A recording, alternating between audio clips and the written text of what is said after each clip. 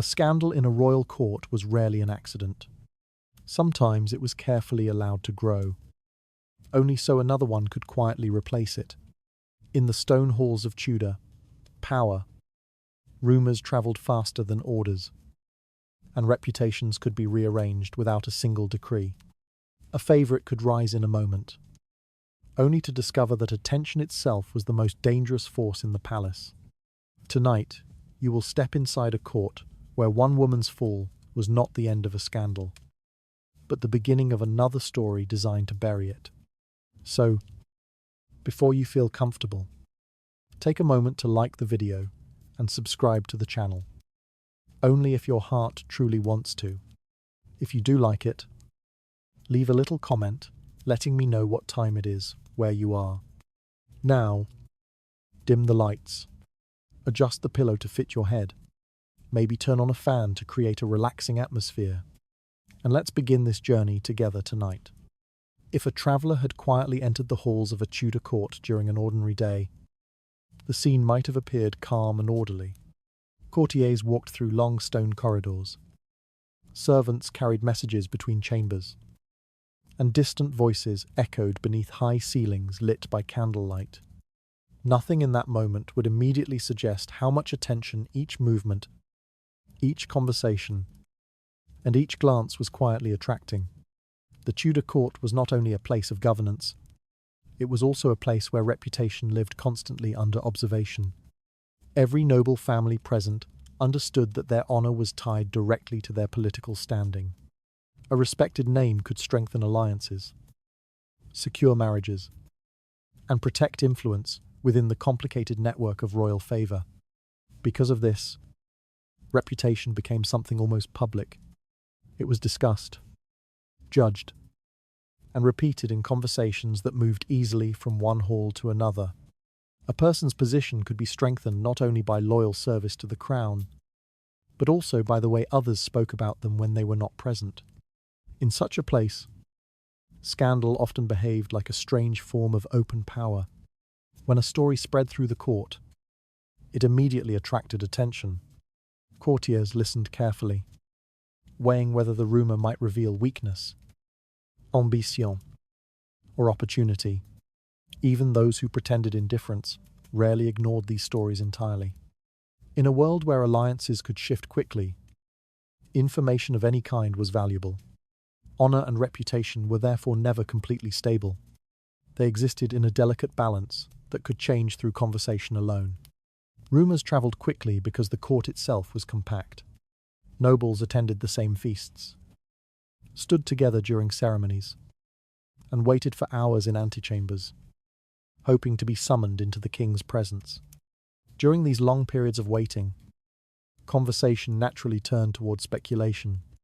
A small observation could easily grow into a rumour. A prolonged meeting behind closed doors might spark curiosity. A new friendship made at several banquets could inspire endless discussion. Within days, what began as a simple remark might circulate through nearly every household in the palace. For this reason, many courtiers developed a careful awareness of how they appeared in public.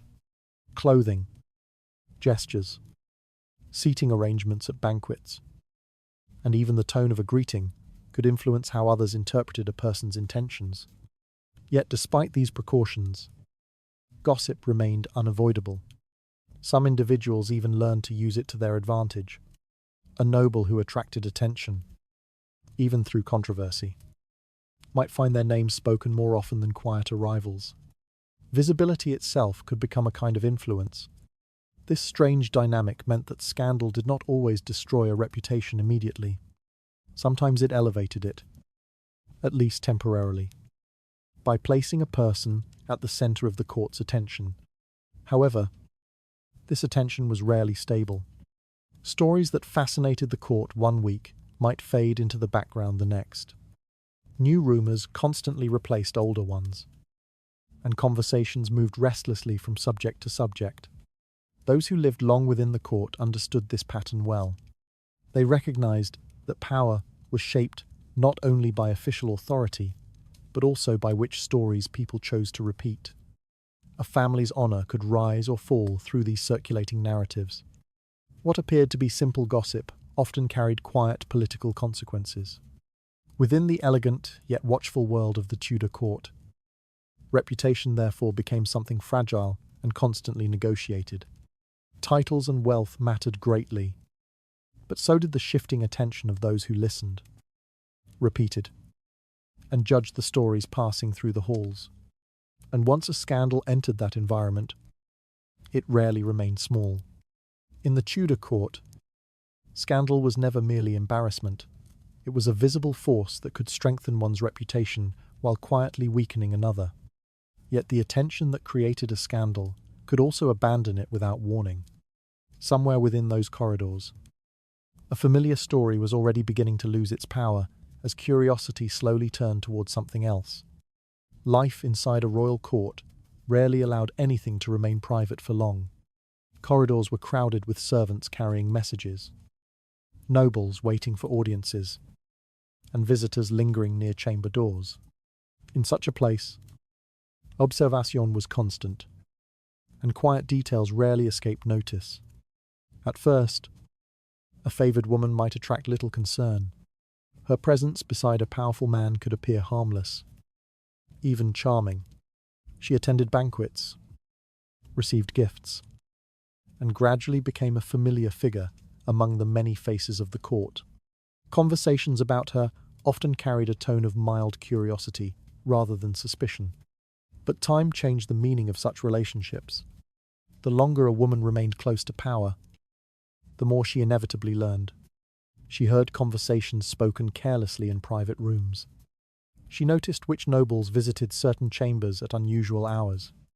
She recognized which alliances were strengthening and which ones seemed to be weakening behind polite smiles. None of this required deliberate spying. It was simply the result of proximity.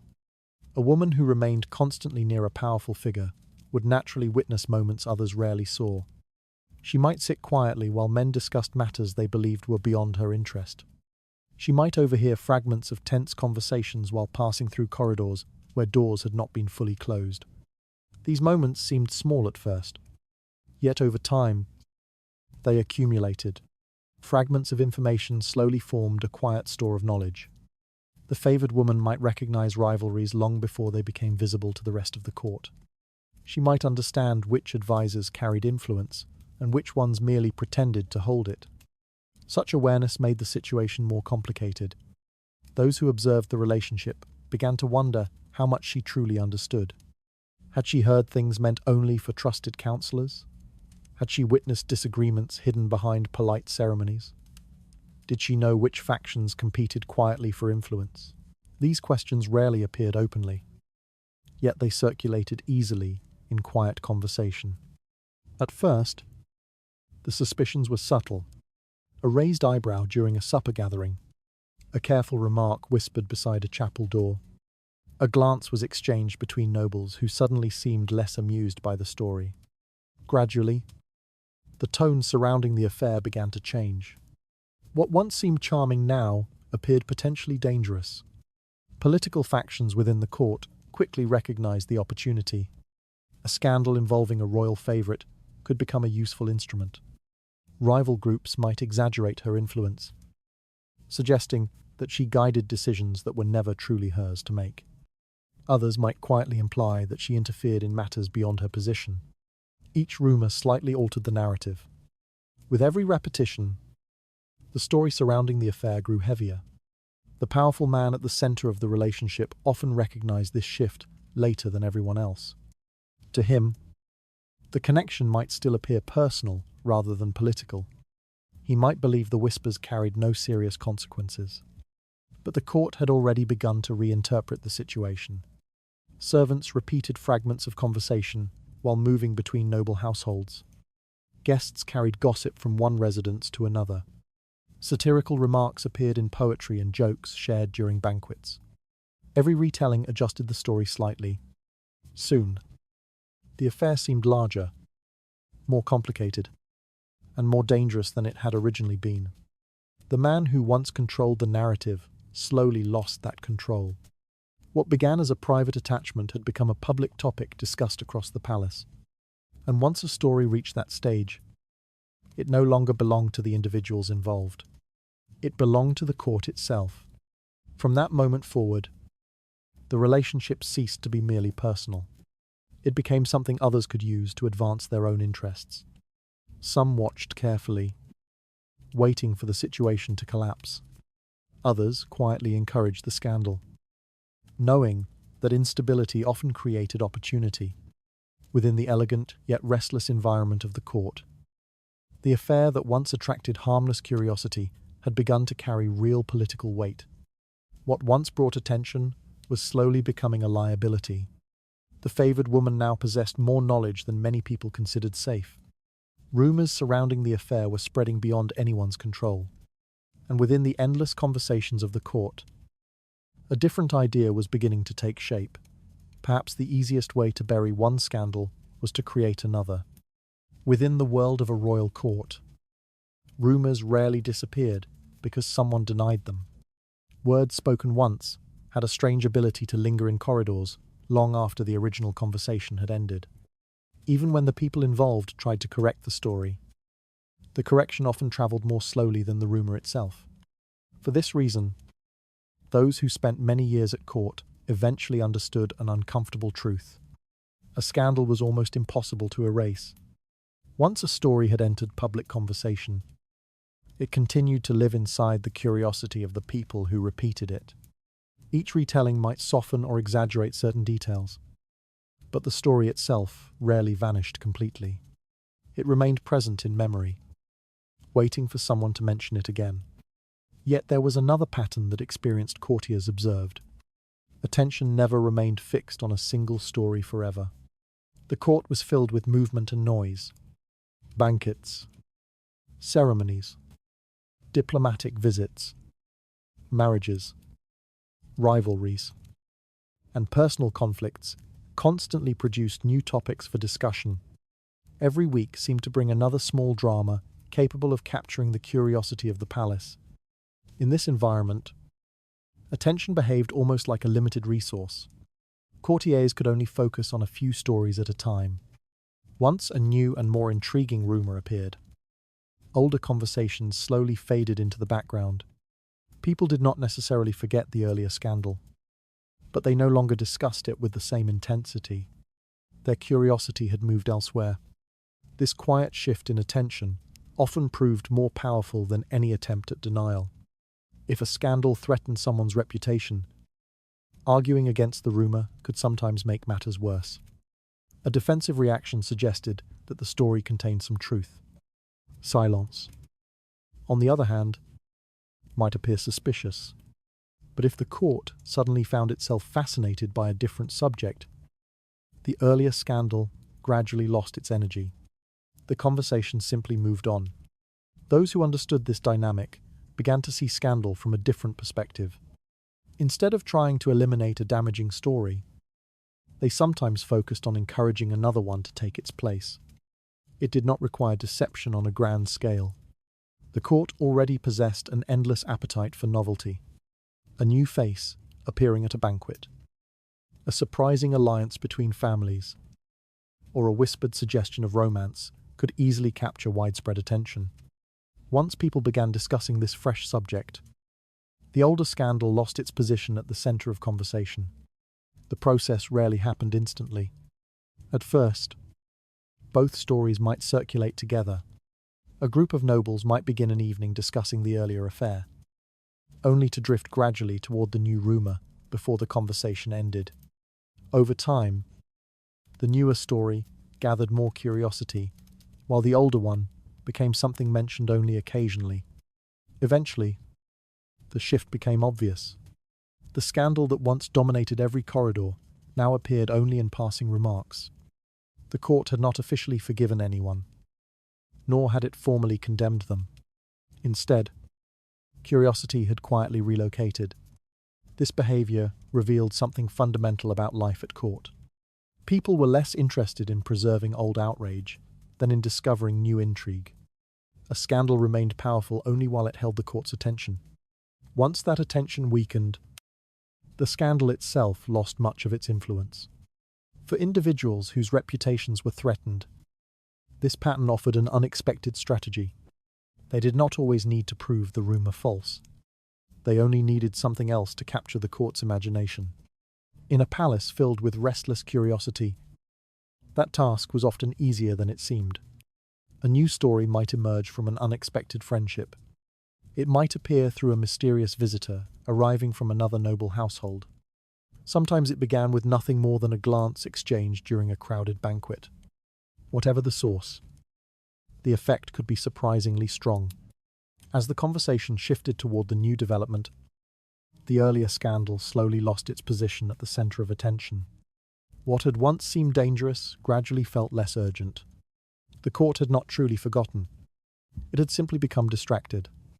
And within the delicate politics of reputation, distraction could be just as powerful as forgiveness. The court had learned that a scandal rarely vanished through denial or punishment. Instead, curiosity simply moved toward a more fascinating story. Somewhere within the palace, someone was beginning to consider whether a larger scandal might quietly bury the one that had become inconvenient. For a time, the presence of a scandal could serve a surprisingly useful purpose within the court. It attracted attention, redirected curiosity, and sometimes distracted observers from matters that carried greater political weight. What appeared embarrassing to outsiders might quietly function as a convenient diversion.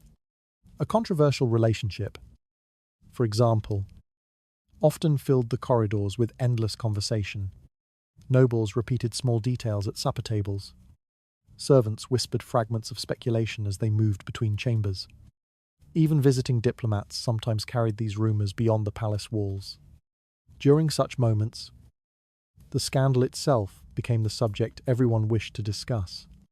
While attention remained focused on this single story, other developments passed with far less scrutiny. Decisions made during council meetings received little public curiosity. Rivalries between factions continued quietly in the background. In this way, scandal occasionally acted as a form of cover, yet this usefulness rarely lasted forever. The longer a rumor circulated, the more its tone gradually changed. What once entertained the court could slowly begin to irritate it. Curiosity faded, leaving behind a lingering sense of discomfort. The story no longer felt new or amusing. Instead, it began to feel inconvenient. For the powerful man whose reputation had once benefited from the excitement surrounding the affair, the change could be subtle but unmistakable. Conversations that once contained playful speculation now carried sharper undertones. Laughter at banquets gave way to quieter exchanges of cautious glances. The court was beginning to lose its patience with the story. The woman who had once appeared charming and intriguing could suddenly seem like a complication. Her continued presence reminded the court of a rumor that many now preferred to leave behind. Attention, after all, rarely remained sympathetic for long. When a scandal lingered too visibly, it risked becoming a symbol of poor judgment rather than fascination. Allies who had once tolerated the situation might quietly begin to distance themselves. Rivals, meanwhile, found new opportunities to emphasize the embarrassment. What had once been a source of influence slowly turned into a liability. The favored woman faced the most immediate consequences of this transformation. While she had once been welcomed as an interesting presence, her position now seemed uncertain. Invitations grew less frequent. Conversations near her became shorter and more cautious. Even servants began to adjust their behavior. Small signals appeared everywhere. A door that once opened easily might now remain closed for longer. A seat at a banquet might shift slightly farther from the center of attention. Courtiers who had once spoken openly might now offer only polite greetings before turning their attention elsewhere. None of these gestures required official orders. They were simply the quiet language of a court responding to a changing narrative. Those who understood the politics of reputation recognized that the situation had reached a delicate stage. Attempting to deny the scandal directly could draw fresh attention to it. Public confrontation might create even greater controversy. Silence alone, however, could not erase the story. The court had already heard too much. What remained was a more subtle solution. If the scandal could no longer serve as a distraction, then attention itself needed a new destination. The restless curiosity of the court required another subject, something intriguing enough to redirect conversation. Within the crowded environment of banquets, ceremonies, and endless social gatherings, new stories were never difficult to create. A new friendship might suddenly attract attention. A mysterious visitor might appear beside a powerful figure. A different rumor might begin circulating through corridors already accustomed to whispers. Once such a development captured the imagination of the court, the earlier scandal would slowly lose its prominence. The court did not necessarily forgive the past. It simply stopped discussing it. In this way, the scandal that once served as a convenient tool quietly became a burden waiting to be replaced. The attention that had once protected the powerful man now threatened to expose him to greater criticism. To regain control of the narrative, something new would have to appear. Something louder. Something capable of drawing every curious eye away from the past. The scandal that once entertained the court had gradually become a liability that no longer served its purpose. The atmosphere within the palace was shifting as curiosity searched for a different story. Within the crowded gatherings of the court, a new figure was already beginning to attract the kind of attention that could bury the old scandal completely. Once the court began to lose patience with an old scandal, attention quietly turned toward a different question.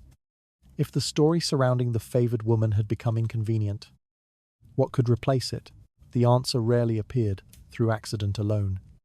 Courts were environments where people constantly observed one another. Every new arrival, every guest at a banquet, every unfamiliar face moving through the palace corridors attracted a certain amount of curiosity. Under ordinary circumstances, this curiosity faded quickly. But when the court was already restless for a different story, even a small detail could suddenly gain unusual significance. In such moments, a new figure might begin to draw attention.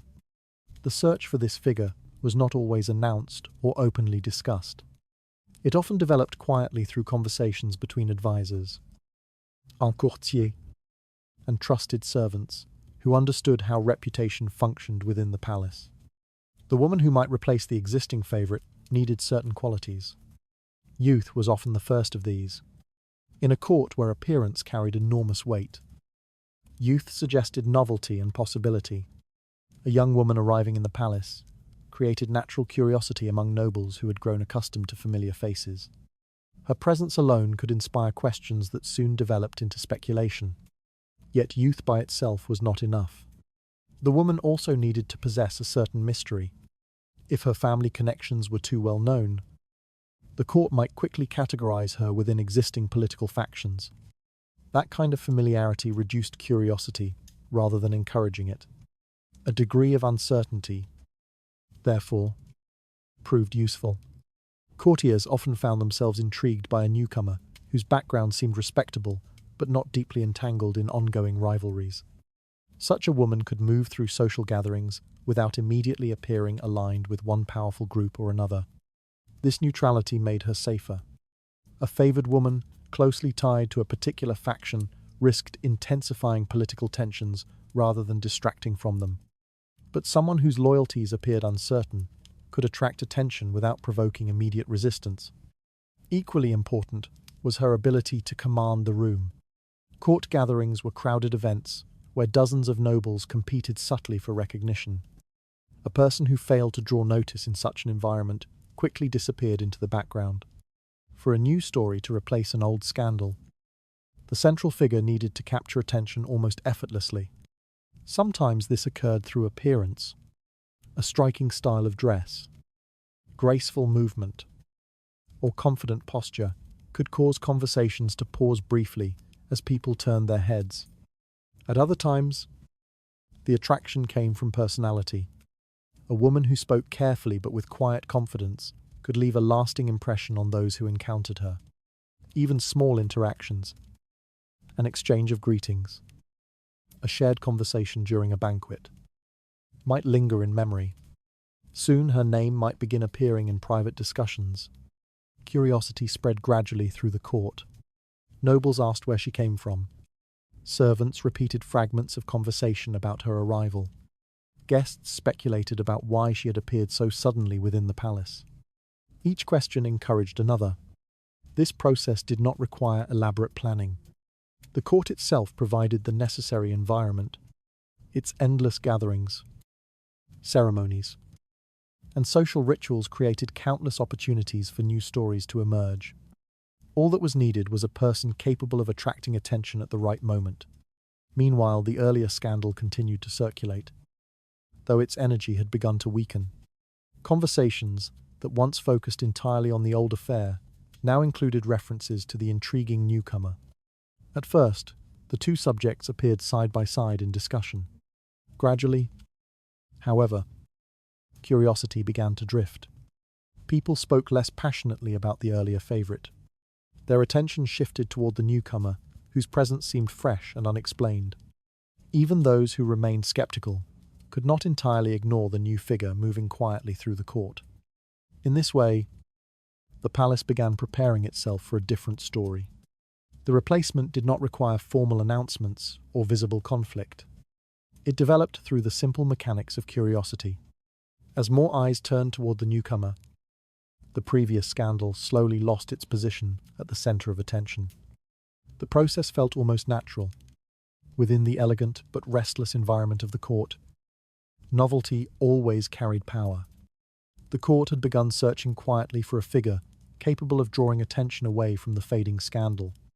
Curiosity was already drifting toward the unfamiliar presence, moving through banquets and corridors.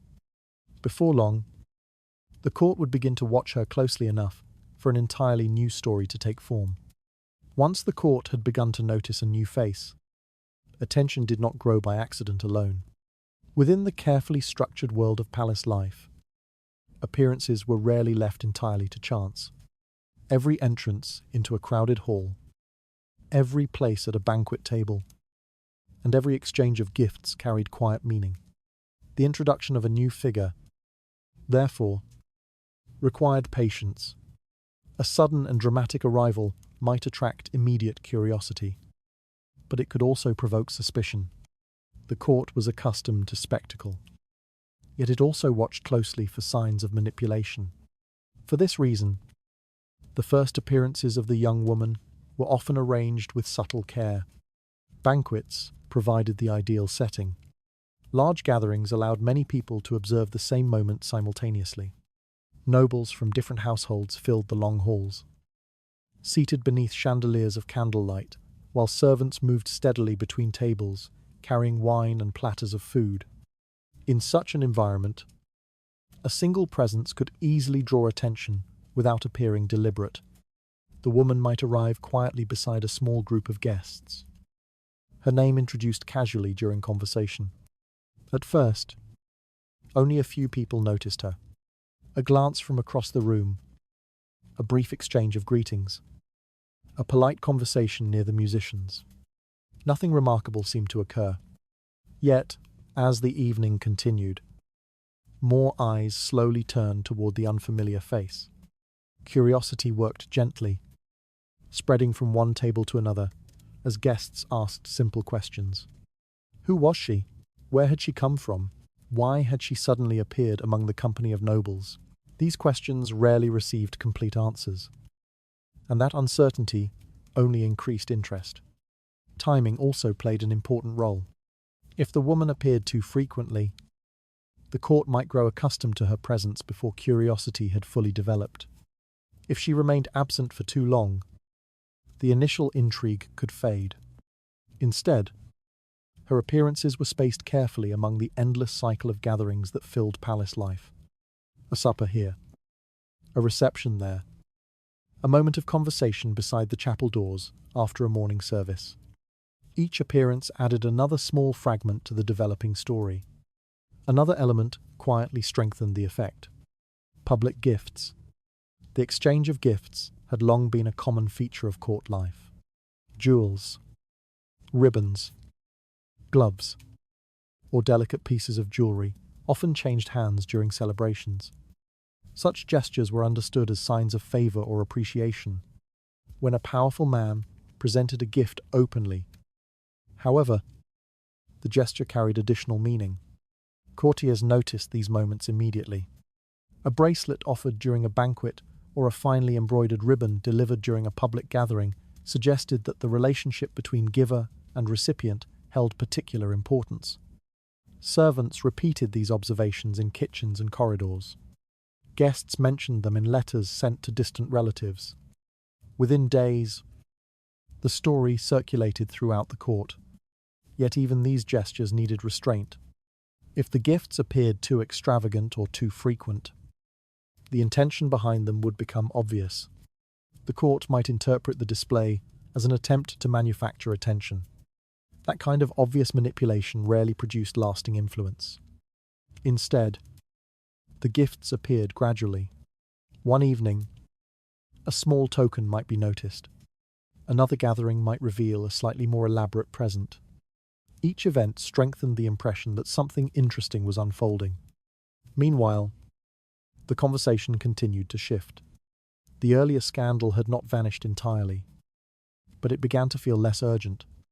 The presence of the newcomer created fresh material for speculation.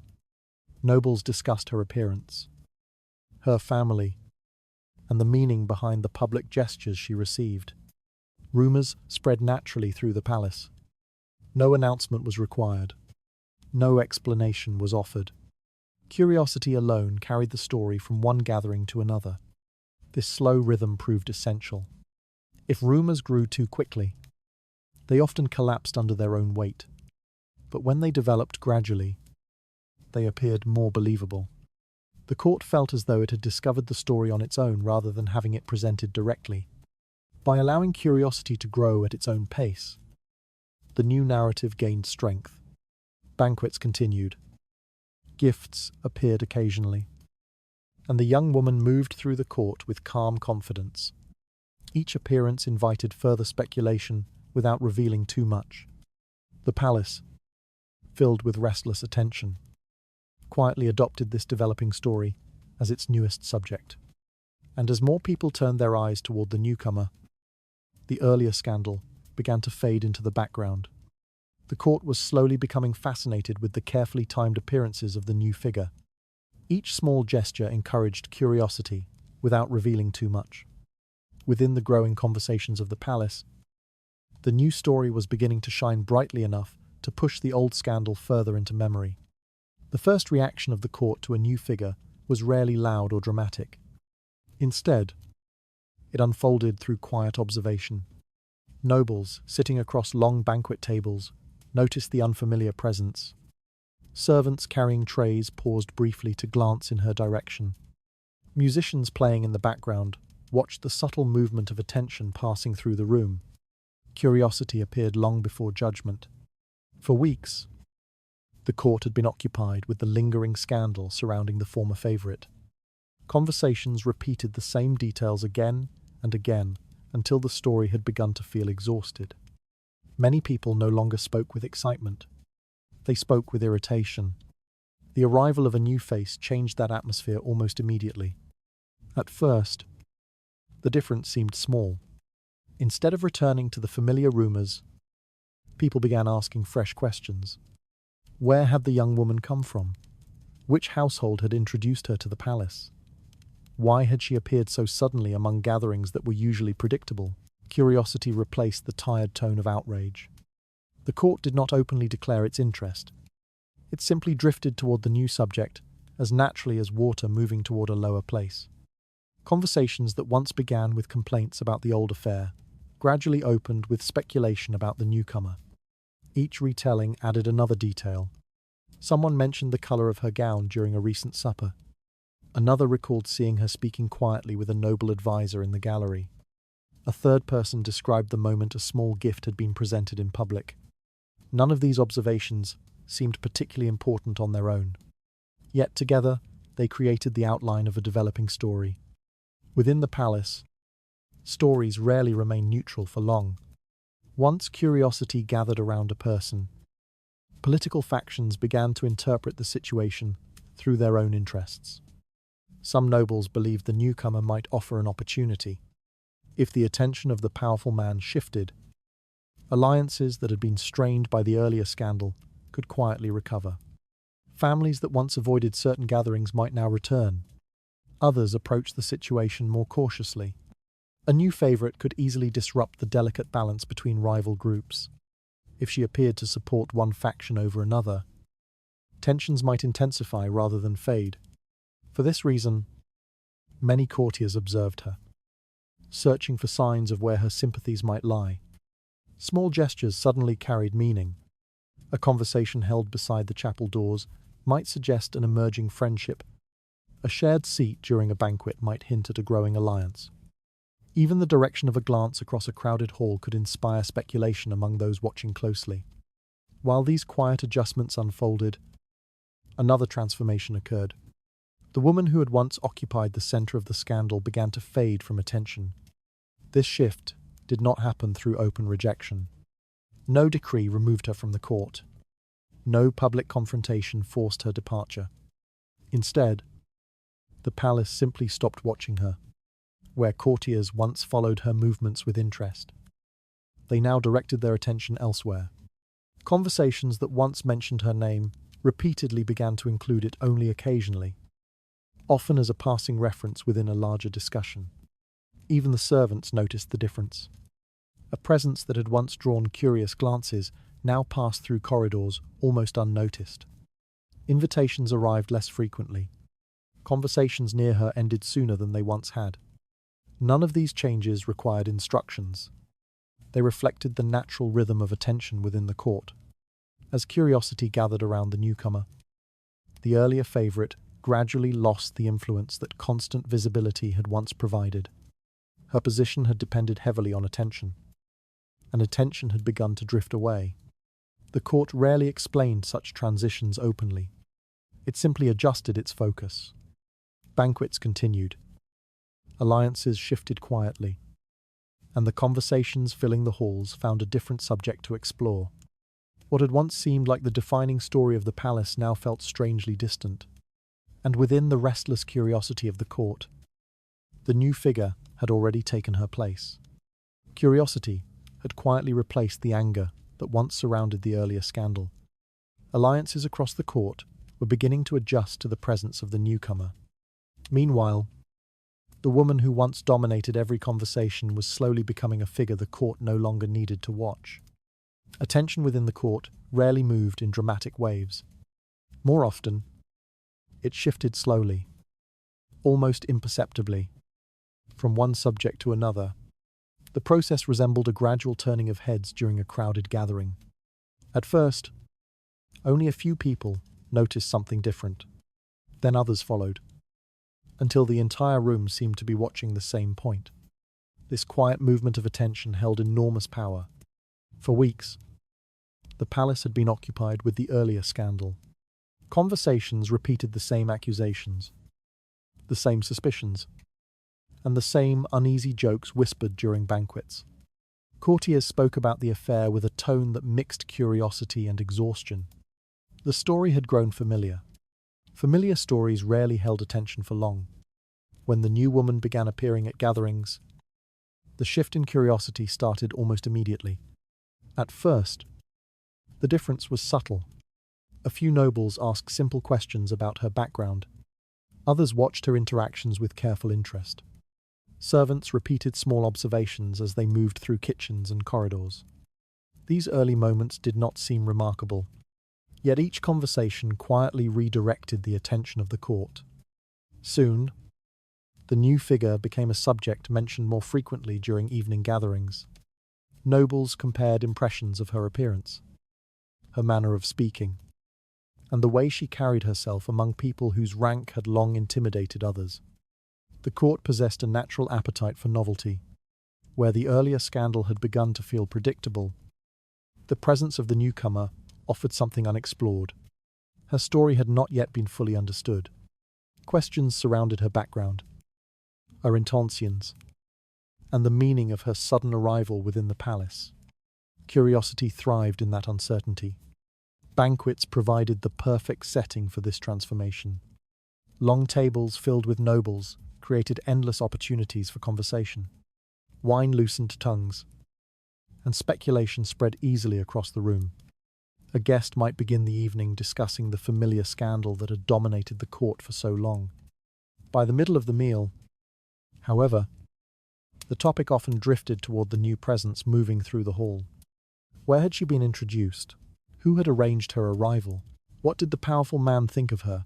Each question shifted attention a little further away from the past. The woman who once stood at the center of the earlier scandal felt this change long before anyone openly acknowledged it. She still moved through the same corridors and attended the same gatherings. Yet the atmosphere surrounding her had altered. Eyes no longer lingered on her as they once had. Courtiers greeted her politely, but their curiosity had faded. Conversations near her often ended quickly before drifting toward the subject that now fascinated the palace. This quiet indifference could be more powerful than open criticism. The earlier favorite had once commanded attention simply by entering a room. Now, she discovered that attention had already been claimed by someone else. Her presence no longer shaped the mood of the gathering. Instead, another figure drew the curious glances that once belonged to her. The court rarely explained such changes. It simply allowed curiosity to settle where it found the most interesting story. In a place where reputation depended heavily on visibility, this shift carried serious consequences. Without attention, influence weakened. Without influence, a scandal gradually lost its urgency. Within weeks, the earlier affair felt strangely distant. People remembered it, but the story no longer dominated the endless conversations filling the palace halls. New speculation replaced old outrage. The court had not forgiven the past. It had simply moved on to something more intriguing. This transformation revealed an uncomfortable truth about life within the palace. Scandal did not vanish because it was resolved or disproven. It disappeared because curiosity discovered another subject worth discussing. Once attention moved elsewhere, even the most explosive rumor could quietly fade. The court had begun turning its attention toward a different face moving through its gatherings. The woman who once stirred endless conversation was slowly becoming a memory rather than a spectacle. At the same time, a new story was gathering strength, spreading through the palace with the quiet certainty that it would soon eclipse everything that came before it. Within the careful order of a royal court, the legal wife occupied a position that appeared secure. Marriage, once recognized by the church and supported by family alliances, created a foundation that was difficult to remove. Titles, inheritance, and legitimate heirs all rested upon that union. Because of this stability, the wife often possessed something that others within the court did not: time. While favorites and companions might rise and fall with the changing moods of attention, the wife remained anchored by law and tradition. Her presence within the palace did not depend entirely on fascination or curiosity. Yet this stability did not mean indifference. The wife watched the shifting atmosphere of the court with careful attention. She understood that public reactions could influence her family's reputation just as easily as her husband's decisions could. The emergence of a new figure near the center of attention, therefore, carried consequences that could not be ignored. Still, open confrontation rarely served her interests. An angry response might attract sympathy for the newcomer, or reinforce the impression that the earlier scandal had wounded her pride. Such displays also risked amplifying the very story that the court was beginning to abandon. For this reason, restraint often became the most effective strategy. The wife continued to attend gatherings with the same composure she had always maintained. She greeted guests politely, spoke with visiting nobles, and carried herself in a manner that reflected her established position. No outward gesture revealed irritation or alarm. To observers, her calm suggested confidence. But calmness did not mean inattention. Behind the polite exchanges and ceremonial appearances, the wife quietly observed the developing situation. She watched the newcomer during banquets and gatherings, noting the reactions she provoked in others. Certain details mattered more than they appeared. Who spoke with the newcomer most frequently? Which noble households seemed eager to welcome her? Did advisors approach her casually? Or did they keep their distance? Each small observation contributed to a larger understanding. The wife also paid attention to the reaction of her husband. A passing conversation, a brief gesture of courtesy, or a moment of shared laughter could reveal how seriously he regarded the newcomer's presence. Not every favoured woman represented the same level of danger. Some remained little more than fleeting curiosities, whose novelty faded quickly. Others developed influence through friendships, family connections, or a talent for navigating the complicated social world of the court. The wife needed to determine which kind of figure stood before her. Patience proved essential in this evaluation. Acting too quickly could strengthen the newcomer's position by suggesting that she had already become a threat. Waiting, however, allowed the court itself to reveal how much attention the woman would ultimately command. During this period, the wife's composure often reassured her allies. Noble families who had supported the marriage watched carefully for signs of instability.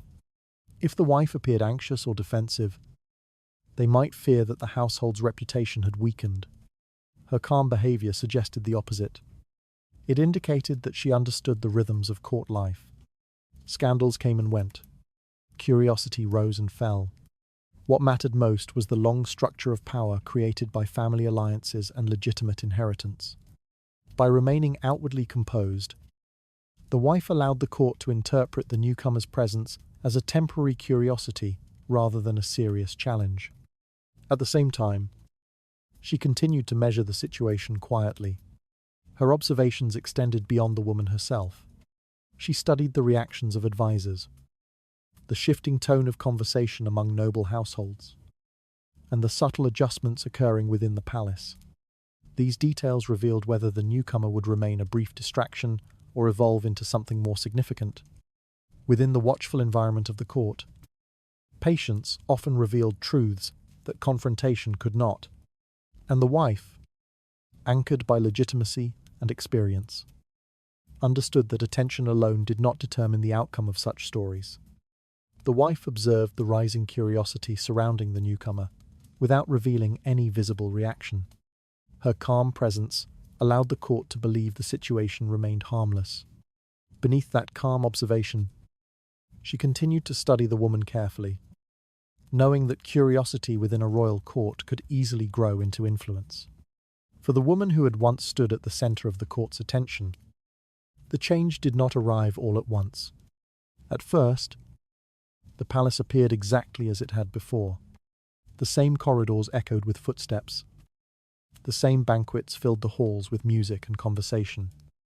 And the same familiar faces moved through the gatherings. Yet, something had shifted. It revealed itself through small details rather than dramatic confrontations. In earlier weeks, gifts had arrived regularly. Small tokens of attention appeared during gatherings, or were delivered quietly through trusted servants. A ribbon tied with careful elegance, a bracelet placed gently into waiting hands, or a delicate piece of jewellery presented during a celebration. Each gift had once carried a reassuring message. It meant she was still noticed. But gradually, the pattern changed. The intervals between these gestures grew longer. A gathering that once might have brought a public gift now passed with nothing more than a polite greeting. Another evening ended without the familiar signal of attention that had once been expected. No explanation accompanied the difference. The absence itself spoke quietly. At first, the woman might have convinced herself that the change meant little. Court life was unpredictable, and powerful men often found their time divided among many obligations. A missed gift or delayed gesture could easily be explained by circumstance. But the pattern continued. Soon, it became difficult to ignore. Letters that once arrived frequently began to appear less often. Messages that once contained warmth now felt shorter and more distant. Some days passed without any word at all. Silence had replaced the constant reassurance she once received. Within the court, Communication rarely depended solely on spoken conversation. Written notes carried through corridors allowed relationships to continue, even when gatherings kept people apart. When those messages faded, the change felt unmistakable. The woman began to sense the quiet distance forming around her. Yet the most revealing transformation appeared among the servants. Servants formed the unseen network of palace life. They carried letters, arranged clothing, delivered invitations, and quietly repeated fragments of conversation they overheard during their duties. Their loyalty often followed the flow of power more closely than anyone else's. Once, these servants had moved around her with careful attentiveness. Doors opened quickly when she approached. Messages travelled without delay. Requests were answered with eager efficiency. Their behaviour reflected the attention she received from the powerful man whose favour had elevated her position. Now that behaviour began to change. The difference was subtle, yet unmistakable. A servant who once arrived immediately might now appear several minutes later. Another might answer a request politely, but without the urgency she had grown accustomed to. Some faces that once seemed familiar began to disappear entirely, replaced by others who regarded her with quiet neutrality. None of these actions openly challenged her position. They simply reflected the shifting currents within the palace. Servants recognized changes in favor quickly because their own security depended upon recognizing them early. Their loyalty naturally followed the individuals whose influence appeared strongest at any given moment. As attention turned toward the newcomer moving through the court, many servants adjusted their behavior accordingly. This transition left the earlier favorite in an increasingly uncertain position. No one had announced her fall from attention. No argument had forced her departure. The palace still welcomed her presence at gatherings, and polite greetings continued as they always had. Yet the invisible structure supporting her influence was slowly dissolving. Gifts no longer appeared as they once had. Letters arrived less frequently. Servants who once anticipated her needs now waited quietly for instruction. The woman began to understand what these small signals meant. The court had not rejected her openly. It had simply begun to forget her. Within the restless atmosphere of palace life, attention moved quickly from one subject to another. The same curiosity that had once lifted her into prominence was now exploring a different story. And without that curiosity, the foundation of her position had grown fragile. The palace corridors still echoed with conversation, music, and laughter. Banquets continued beneath glowing candlelight. Nobles exchanged greetings with their usual elegance. But for the woman who once commanded the court's fascination, each of these familiar scenes now carried a quiet sense of distance.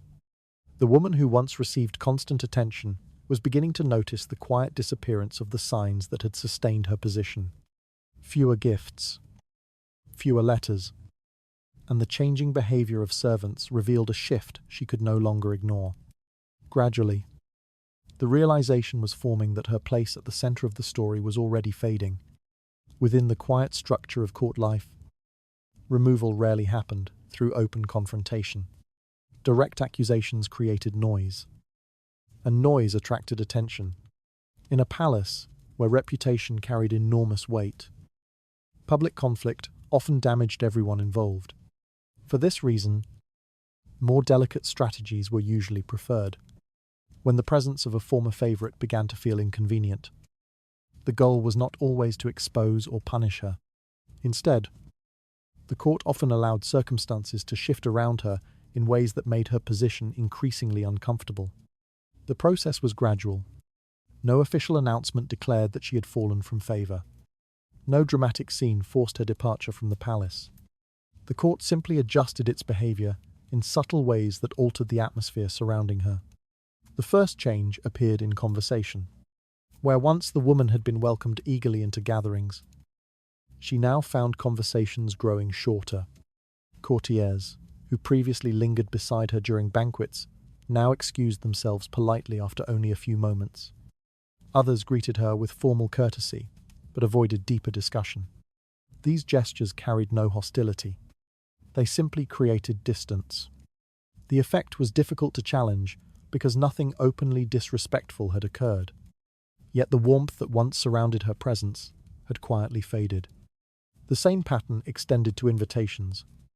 Earlier in the affair, the woman had rarely lacked opportunities to appear in public. Dinners, musical gatherings, private suppers, and celebrations offered frequent occasions where her presence attracted attention. Gradually, these invitations became less common. A gathering might occur without her receiving word of it. Another evening might pass without the familiar message that once ensured her place among the guests. When invitations did arrive, they often felt less enthusiastic, as though they had been extended out of habit rather than excitement. The palace had not excluded her completely, but it had begun to forget her. Servants, as always, reflected these shifts quickly. Their behavior adapted to the changing currents of influence moving through the court. A servant who once anticipated her needs might now respond more slowly. Another, who once carried messages eagerly, might suddenly seem occupied elsewhere. Each small change reinforced the same message. Her importance had diminished. These signals worked together to create a feeling that was difficult to describe, yet impossible to ignore. The woman moved through the same corridors and attended the same ceremonies. But the environment around her no longer felt welcoming. Isolation did not arrive through a single event. It accumulated through many small absences. The absence of invitations, the absence of warm conversation, the absence of attentive servants. Within a court that thrived on visibility, this quiet withdrawal of attention created powerful pressure. A woman who once commanded fascination could not easily accept becoming invisible. Every gathering reminded her of the difference between the attention she once received and the silence that now surrounded her. At this stage, open accusations were unnecessary. To accuse her publicly might create sympathy. It might even revive the scandal that the court was attempting to move beyond. Silence proved far more effective. Without confrontation, the earlier favorite found herself confronting a different question. How long could she remain in a place where curiosity had abandoned her? Some women attempted to resist this change, hoping that attention might eventually return. Others recognized the situation more quickly. Leaving quietly offered a certain dignity. If she withdrew from the court on her own terms, the story could fade naturally. Nobles might remember her briefly as a former companion who had chosen to pursue another life beyond the palace. Such an ending preserved at least a fragment of reputation. Remaining in the palace carried a greater risk. Continued presence without attention often transformed curiosity into ridicule.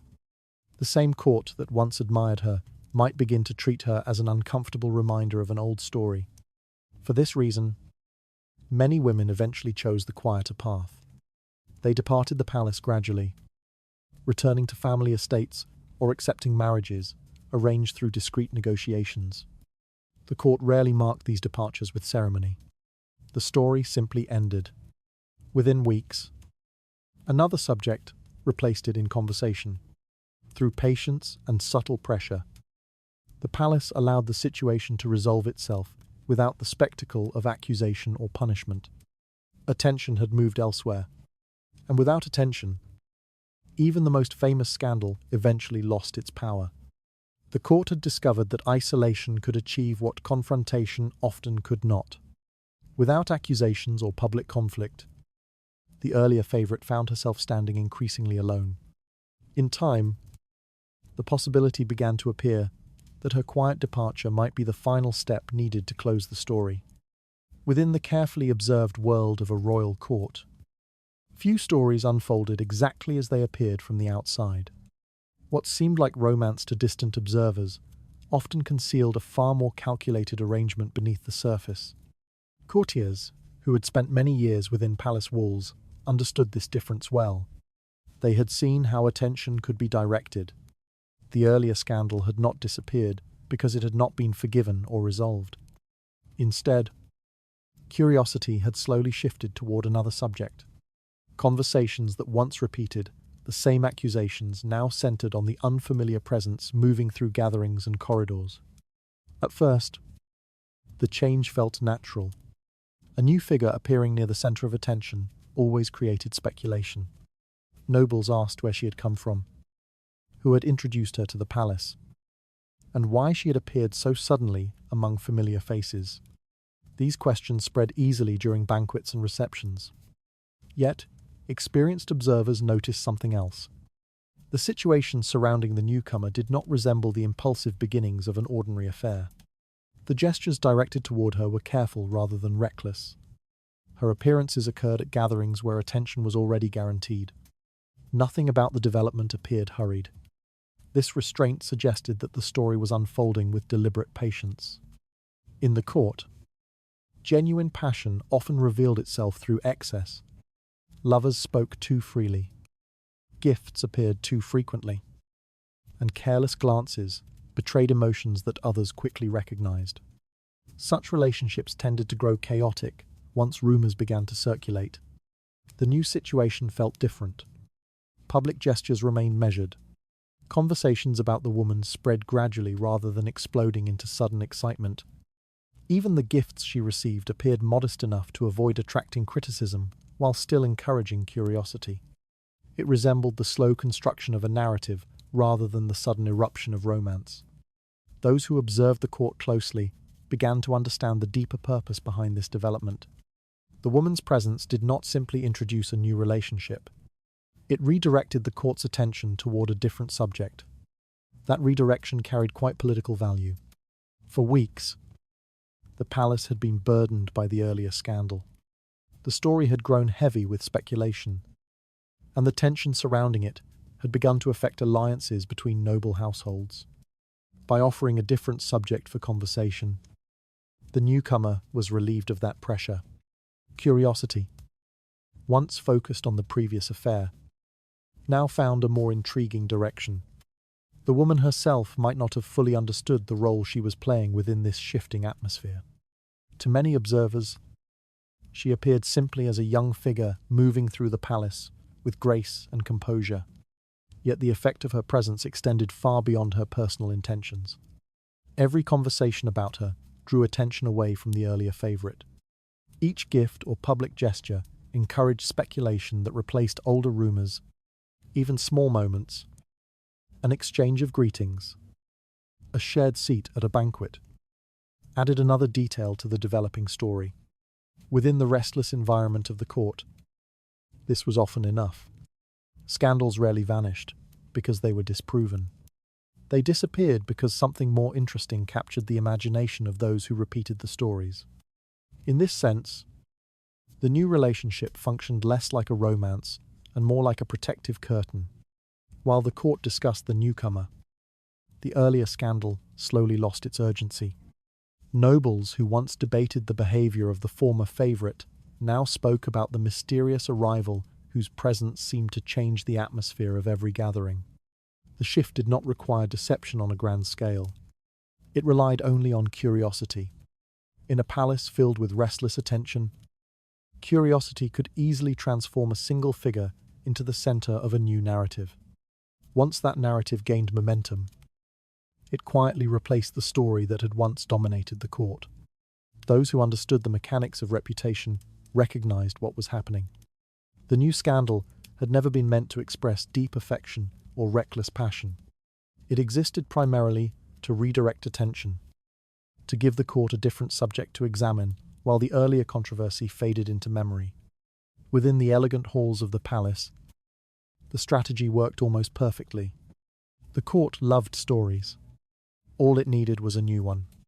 The attention surrounding the newcomer was not born from sudden passion but from careful calculation. Her presence offered the court a story interesting enough to replace the old scandal. Through this quiet shift of curiosity, a woman had become the shield behind which an inconvenient past could disappear. Life at court often resembled a carefully arranged stage where every movement could influence how a story was understood. Nobles gathered beneath candle-lit ceilings. Servants passed quietly through corridors, and observers watched one another with constant curiosity. In such an environment, reputation did not depend only on private actions. It depended equally on what others believed they had witnessed. The powerful man at the center of the earlier scandal understood this atmosphere very well. For weeks, his name had circulated through endless conversations. Courtiers had discussed his relationship with the former favorite with a mixture of fascination and criticism. At first, the attention had entertained the court, but over time, it had begun to threaten his standing among allies. Something needed to change. Yet the solution could not involve open denial.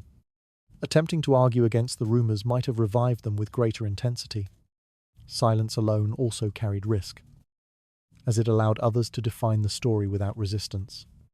Instead, the man chose a quieter approach. The newcomer, who had begun attracting curiosity, offered the court a different subject to examine. Her presence alone had already stirred speculation among nobles who had grown tired of discussing the earlier affair. What remained was to encourage that curiosity without making the effort appear deliberate. Public gatherings provided the perfect opportunity. During banquets, receptions, and ceremonies, the man allowed himself to acknowledge the young woman's presence in ways that could easily be observed. A brief conversation near the long banquet tables, a shared moment of laughter during an evening gathering, or a polite greeting offered as guests arrived. These gestures were simple, but they were visible. Courtiers noticed such details immediately. The palace thrived on observation, and even the smallest interaction between two figures of interest could become the subject of discussion before the evening ended. Servants repeated what they had seen while moving through kitchens and corridors. Guests mentioned the moment in letters sent to distant relatives. By the following day, the story had already begun circulating through the court. The powerful man understood that attention did not require dramatic displays. Excessive enthusiasm might have created suspicion. If the court believed the relationship was being forced into view, curiosity might fade quickly. Instead, restraint made the story appear natural. Each interaction remained brief. He did not linger beside the woman for long periods during gatherings. Conversations ended quickly enough to leave observers wondering what had been said. Gifts appeared occasionally, but never in overwhelming numbers. These limits helped maintain balance. To the watching court, the gestures suggested the possibility of interest without revealing its depth. That uncertainty proved valuable. Curiosity thrives when observers feel they are discovering a story for themselves. Behind the scenes, the atmosphere remained different. Away from crowded halls and watchful eyes, the man often maintained a careful distance from the newcomer. Private meetings occurred rarely, and conversations remained measured rather than emotional. The relationship presented in public did not necessarily mirror the one that existed in private. This separation protected the strategy. Public perception depended on what people believed they had witnessed, not on what truly occurred beyond view. A brief exchange in front of dozens of observers carried greater influence than hours of unseen conversation. Through these controlled appearances, the man gradually redirected the court's attention. The earlier scandal had once dominated every discussion. Now, courtiers spoke more frequently about the mysterious newcomer, whose presence seemed to appear at exactly the right moments. Speculation about her background, her intentions, and the meaning of the man's gestures toward her spread easily through the palace. Each conversation weakened the memory of the previous affair.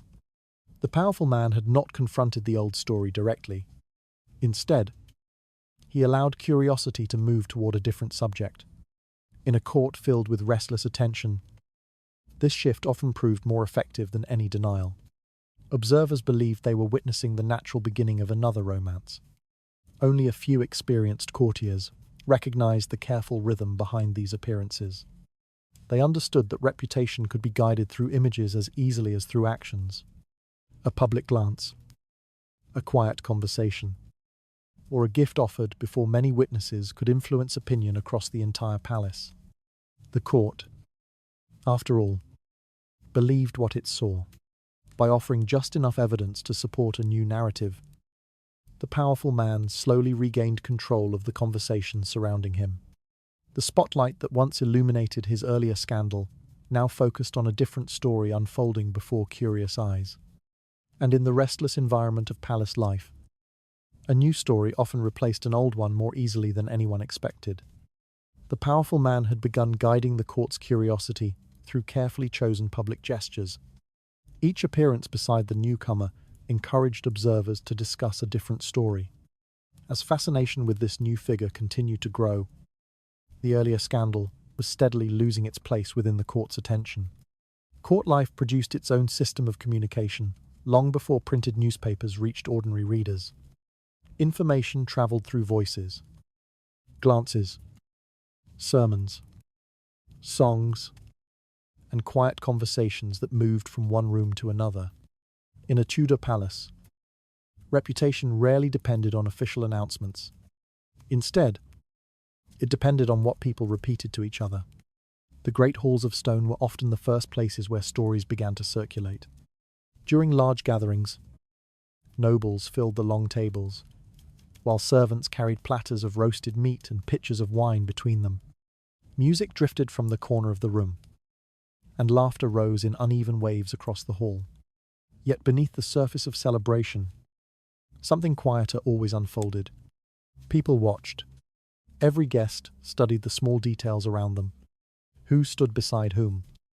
Who whispered into another's ear? Who avoided certain faces? A simple glance across the hall could start a conversation that lasted for days. When the powerful man appeared with the new young woman near the banquet tables, the moment did not pass unnoticed. Several courtiers saw the brief exchange. One servant noticed the gift she received. Another guest remembered the tone of his voice when he greeted her. These observations did not remain private.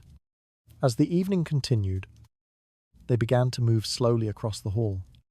One noble mentioned the sight quietly to another while pouring wine. A lady repeated the moment to a companion during a walk through the corridor. By the time the candles burned low, dozens of people believed they had witnessed the beginning of a new story. The court did not need official explanations. Rumor itself served as its own form of communication. Each retelling added new details, sometimes invented, sometimes misunderstood, but always shaped by the speaker's interests. Stone corridors carried these whispers easily. Servants passed them along as they prepared rooms and carried messages between chambers. Gentlemen repeated them during afternoon walks in palace gardens. Ladies discussed them while sitting together with embroidery in their hands. By the following morning, the palace already held many versions of the same event, outside the halls of celebration. Another voice sometimes joined the conversation.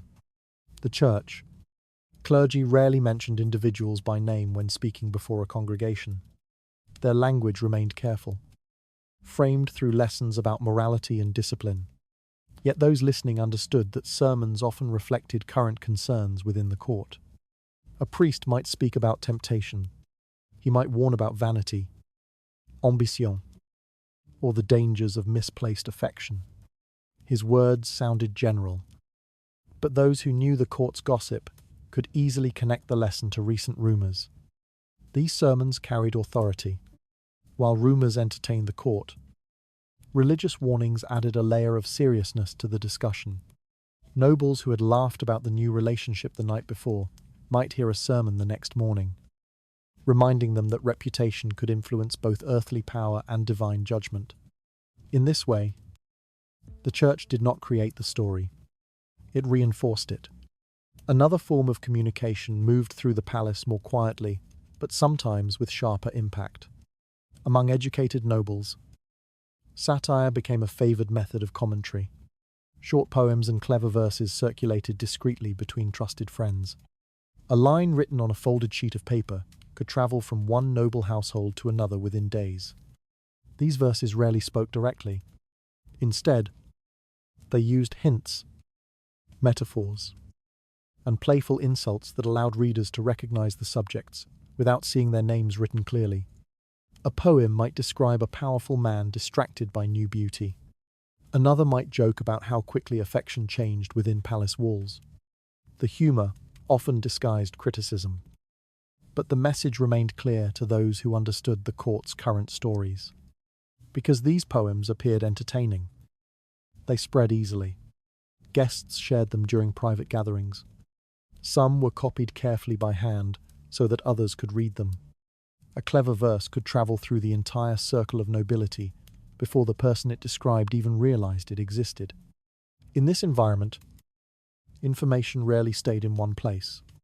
Rumor, religion, and satire together formed an invisible network of communication. None of these methods required official authority. Yet each influenced how people interpreted events. For the powerful man guiding attention toward the newcomer, this system offered both risk and opportunity. If curiosity remained gentle, the new story could replace the old scandal without confrontation. But if satire grew cruel or sermons became openly critical, the strategy might lose control. The court's communication moved quickly and unpredictably. Yet one truth remained constant. Once a story entered the palace halls, it rarely remained unchanged. Voices shaped it. Opinion bent it. And every whisper helped decide which version of the truth would survive. The Tudor court spread information through whispers, sermons, and clever satire rather than official announcements. Conversations in the stone hall, moral hints from the pulpit, and mocking poems among nobles quietly shaped how people understood the unfolding scandal. Before long, the same voices would begin retelling the past itself, transforming yesterday's affair into a very different story. Court scandals rarely ended when the people involved disappeared from view. What usually changed first was not the event itself, but the way it was described. Stories at court lived long lives. They moved from voice to voice, gathering new meanings as they traveled through corridors, chambers, and dining halls. In time, the scandal that had once threatened the powerful man began to change shape. The woman who had once stood at the center of fascination slowly became the subject of a different kind of conversation. When people spoke about her earlier presence at court, the tone shifted. What had once sounded like admiration now carried quiet disapproval. This transformation did not arrive all at once. At first, the changes appeared small. Someone might remark that her influence had grown too strong. Another might suggest that she had encouraged attention rather than simply receiving it. These comments were mild, almost casual, yet they planted the first seeds of doubt. Soon, the story began to bend further. Courtiers remembered details differently. A gesture that once seemed playful now appeared calculating when repeated in conversation. A moment that once seemed charming now sounded inappropriate when retold by someone who wished to emphasize caution. No official order guided these changes. They emerged naturally from the court's instinct to protect power. When a scandal threatened a powerful figure, the narrative often adjusted itself so that responsibility moved elsewhere. In this case, responsibility moved toward the woman. Nobles discussing the affair during quiet evenings began to describe her as ambitious. They spoke about how carefully she had entered certain rooms, how confidently she had spoken with influential guests, how easily she had drawn attention toward herself. These observations might once have sounded like praise. Now they sounded like an accusation. The court preferred explanations that preserved the dignity of its most powerful members. If the man had been momentarily distracted, that could be forgiven. But if the woman had actively encouraged the relationship, then the scandal appeared less dangerous to the stability of the court. This interpretation spread quickly. Servants repeated fragments of these conversations as they carried food and messages between rooms. Ladies repeated the remarks during morning gatherings. The gentlemen mentioned them while walking through the palace gardens. Each repetition made the new interpretation stronger. Soon, the story seemed almost obvious. The woman, people began to say, had simply gone too far. She had misjudged the boundaries of her position. Her ambition had carried her beyond the limits that the court quietly expected her to respect. Few questioned this explanation.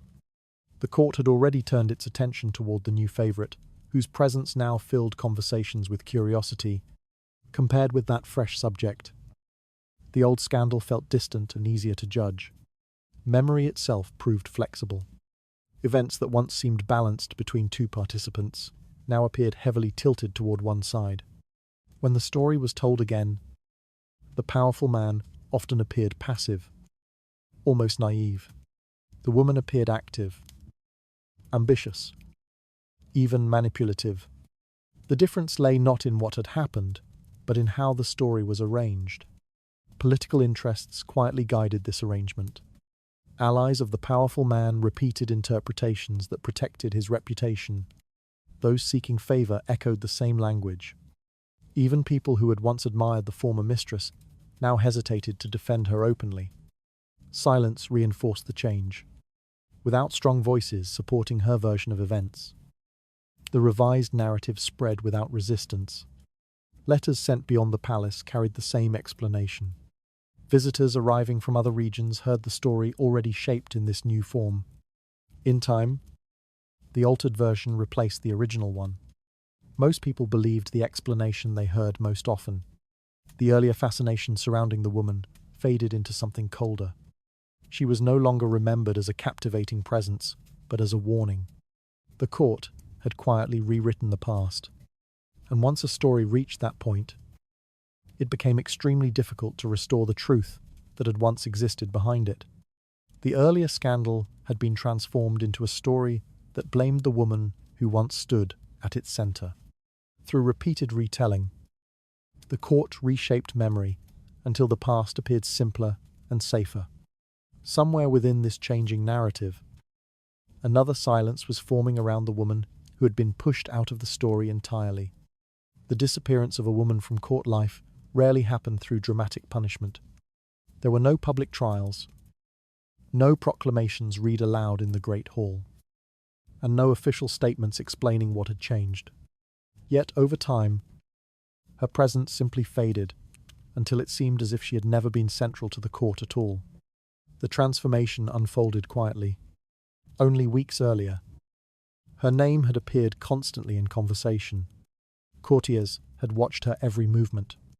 Servants had spoken about her clothing, her visitors, and the gifts she received. She had moved through the palace with the confidence of someone who knew that attention followed her wherever she went. Now that attention belonged to someone else. At first, the difference appeared subtle. During gatherings in the long stone hall, fewer eyes followed her when she entered the room. Conversations that once paused to observe her arrival continued without interruption. The moment of curiosity that had once surrounded her seemed to have shifted somewhere nearby. A different figure now attracted those glances. The new favorite appeared beside the powerful man at carefully chosen moments. Her presence seemed fresh, mysterious, and interesting to the court that constantly searched for something new to discuss. Guests leaned toward each other to exchange quiet remarks about her background, her manner of speaking, and the meaning of the attention she received. Every whisper strengthened the new story. Meanwhile, the earlier one began to weaken. The former mistress still moved through the same corridors. She still attended the same gatherings. Yet something essential had changed around her. The invisible circle of attention that once surrounded her had drifted away. In the palace, attention often determined power. Without it, influence faded quickly. Servants, who once carried her messages, promptly now delayed their responses. Invitations to smaller gatherings arrived less frequently. Conversations that once welcomed her presence now ended politely when she approached. No one openly rejected her. That was unnecessary. Court society understood the power of quiet distance. By slowly stepping away, rather than confronting her directly, people allowed the transition to appear natural. No one needed to explain what had happened. The new story simply replaced the old one. Guests arriving from outside the palace sensed the shift immediately.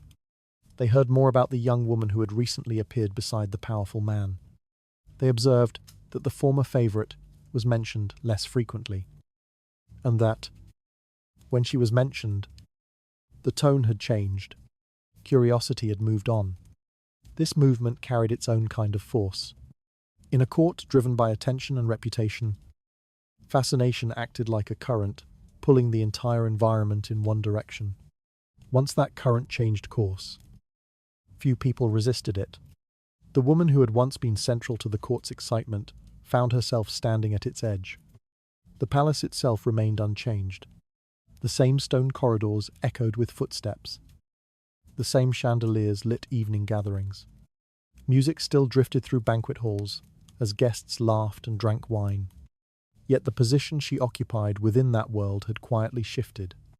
Without confrontation, without accusations, and without formal judgment, she had begun to disappear from the center of the story. Even she might not have noticed the exact moment when that change began. It happened gradually, through countless small gestures, a glance that did not linger, a conversation that ended too quickly, a seat at the table slightly farther from the center of attention. In time, those gestures formed a pattern. The court no longer revolved around her presence. It revolved around the story that had replaced her. And within that new story, she existed only as a memory of something that had already passed. The court had not removed the woman through punishment or decree. Instead, a louder story had simply taken her place at the center of attention. In the shifting world of palace power, another danger was already growing within the very strategy that had pushed her aside.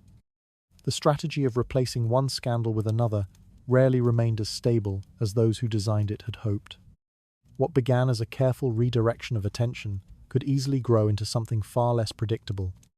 The court had witnessed such transformations before, and experienced observers understood that curiosity, once awakened, could not always be controlled. At first, the new favorite existed only as a symbol. Her presence redirected conversations and softened the memory of the earlier scandal. Guests spoke about her beauty, her manners, and the mysterious way she had appeared near the powerful man at gatherings. In these early days, her role seemed limited. She was a distraction, a fresh subject for the court's restless attention. Yet the court rarely remained satisfied with simple stories. Curiosity deepened quickly when people realized that the newcomer might hold real influence. The woman who had once been introduced quietly now found herself surrounded by interest that grew stronger with every passing week. Attention began to change her position. Servants who once treated her politely now waited carefully for her instructions. Minor officials started to seek her opinion on matters that previously never involved her. Guests visiting the palace observed that her presence beside the powerful man had become more frequent. Such developments rarely passed unnoticed. Within the palace, influence attracted ambition. Some courtiers began to consider whether the young woman might become more than a temporary figure in the story. If she continued to gain favor, she could eventually develop her own circle of supporters. This possibility introduced new uncertainty. The strategy that had been designed to control attention now risked creating another powerful presence within the court. If the newcomer learned how to navigate palace alliances, she might discover that her influence extended beyond simple admiration. Many women before her had done exactly that. The court had long been a place where charm and intelligence could open doors that official titles did not provide. A favorite who understood the value of alliances could shape decisions quietly through conversations, suggestions, and personal connections. The new woman might begin to learn these lessons. If she recognized the opportunity surrounding her, she could build relationships with nobles who hoped to gain advantage through her proximity to power. A network of allies might slowly form around her presence. Such developments could quickly complicate the original plan. What had once been intended as a temporary distraction might become a lasting political force. The more influence the woman gained, the harder it would become to remove her without creating another scandal. Attention could grow beyond control. Rumors that had once been carefully guided might begin to spread in directions no one anticipated. Poets might exaggerate the relationship in their verses. Visitors might repeat stories that added dramatic details. Each retelling could magnify the impression that the newcomer held enormous influence. The court had seen how easily fascination turned into controversy. When curiosity reached that point, It no longer served the strategy that had created it. Instead of burying the earlier scandal, the new relationship might create a second storm of speculation. In the center of this changing situation stood another figure whose position remained delicate. The legal wife. She had watched the entire development with patience and restraint. At first, the arrival of the newcomer had served her interests. The new story shifted attention away from the earlier affair and helped restore stability in her marriage. Yet the growth of the newcomer's influence could eventually threaten her own position. If the new favorite became too powerful, she might challenge the quiet authority that the wife maintained within the household. Court history offered many examples of such tensions. A favored woman with enough allies could complicate the balance that protected the wife's role. The wife, therefore, observed the situation. She understood that the strategy designed to weaken one scandal might eventually create another. While others at court enjoyed the drama of shifting attention, she measured the long-term consequences. Power within the palace rarely remained still. Each new development produced another set of possibilities. Alliances shifted, reputations changed, and individuals who once appeared temporary sometimes became permanent figures within the court's complicated structure. The replacement strategy had succeeded in redirecting attention, but success carried its own dangers. What began as a calculated distraction might evolve into a new center of influence, capable of reshaping the entire balance of relationships inside the palace walls. The strategy that replaced one scandal with another had begun to reveal its hidden risks. A woman introduced as a distraction might soon discover the influence surrounding her new position. Somewhere within the palace, the first signs were appearing that this story might follow a familiar and dangerous pattern. Life inside the court rarely allowed anyone to remain naive for long. Those who entered the palace as newcomers often learned quickly that admiration and danger existed side by side. Attention could lift a person toward influence, yet the same attention could also become the force that eventually pushes them aside. The new favorite began to understand this reality. At first, the curiosity surrounding her had felt flattering. Guests greeted her warmly during gatherings. Servants responded quickly to her requests. The powerful man's visible interest placed her in a position that many people envied. Yet she also noticed something else. The palace contained memories. Conversations about the earlier mistress still appeared occasionally in quiet corners of the hall. Some courtiers mentioned her name carefully, often lowering their voices as if discussing a cautionary story. The newcomer listened. She learned that the woman who once held the court's attention had not disappeared because of a single dramatic mistake. Instead, her influence had faded gradually as curiosity shifted towards something new. That realization carried an important lesson. Favor within the court was never permanent. A woman who depended entirely on the fascination of others risked losing everything once that fascination moved elsewhere. The newcomer began to understand that survival required more than beauty or charm. It required caution. Unlike the earlier favorite, she avoided gestures that might appear reckless. She did not demand extravagant gifts in public. She spoke carefully during gatherings and rarely allowed strong emotions to become visible before a crowd. Observers noticed this restraint. Some guests described her as intelligent rather than merely charming. Others commented on the calm way she handled attention, as if she understood the dangers surrounding her position. Behind the scenes, she also began to build relationships. She greeted influential ladies with respectful warmth and listened patiently when older nobles shared their opinions. Rather than appearing isolated beside the powerful man, she allowed herself to become familiar with a wider circle of people within the palace. This quiet network offered protection. Courtiers, who felt included in her conversations, became less likely to oppose her presence. Servants who received her kindness carried messages more willingly. Even those who remained cautious about her influence acknowledged that she behaved with careful awareness. The woman was learning from the past. She had observed how quickly fascination could turn into suspicion when a favorite appeared too confident or too demanding. Instead of drawing attention to herself through dramatic gestures, she allowed curiosity to grow slowly around her. patience became her strongest advantage. At the same time, another understanding formed quietly within her thoughts. One day, the court might replace her as easily as it had replaced the woman before her. This awareness did not frighten her. Instead, it shaped her decisions. If the court's attention eventually moved elsewhere, she wanted to leave behind something more lasting than temporary admiration. Friendships, alliances, and goodwill could remain valuable even after the powerful man's interest faded. Preparing for that possibility required subtle planning. She maintained polite relationships with families whose influence extended beyond the palace. She avoided insulting anyone who might later hold power over her circumstances. Even small gestures of courtesy helped build a reputation that might protect her in the future. The court noticed this behavior. Some observers interpreted it as wisdom. Others suspected ambition hidden behind polite manners. Yet no one could deny that the newcomer handled her position more carefully than many favorites before her. The palace had become her teacher.